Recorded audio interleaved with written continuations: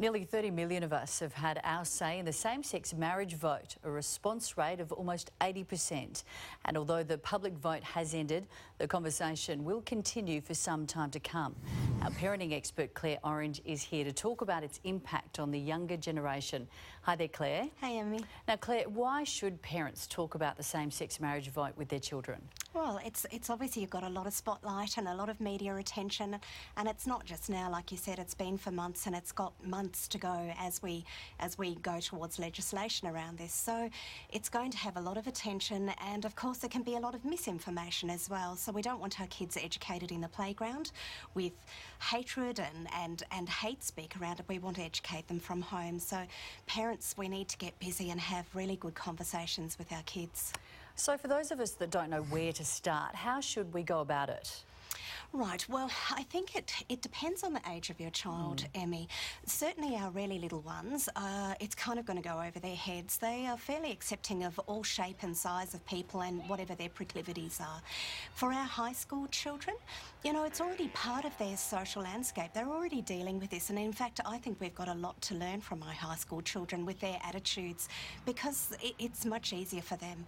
And for our primary school, our upper primary school age children, you know, this is a concept that may well be beyond their maturity. So we want to have those discussions at home that talk about what the reality is, what it's going to mean for Australia, and what it's going to mean for lots of families as well. So just open, honest discussions without having to get too in depth. So what happens though when you have a different opinion to your child? And that, I think having listened to a lot of the commentary today, this is important, and I would say that as parents we need to remember that we can have an opinion, but our children are developing their own belief systems and expectations about what life is going to be like. So we have to open a space despite culture or religion to be able to honour that. And I think having clashes in families will often mean that we close down discussion with our children. So, you know, I'd advise parents out there, despite your belief system, whether it's religious or cultural or just the way you feel, is to honour the expression of your young people and their belief system, and to find a way to work together to talk about it productively and proactively. Lastly, what about kids who might be gay or don't know right now? What does this decision mean for them?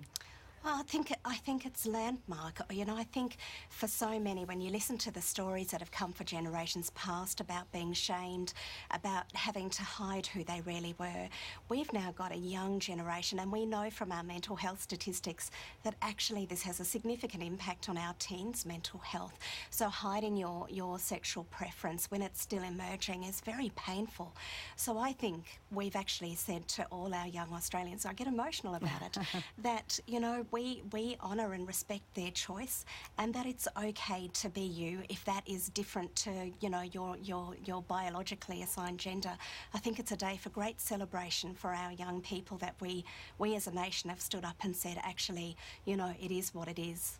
Hopefully it certainly opens up those conversations. Claire, thanks for coming in this afternoon. Thanks, Emmy.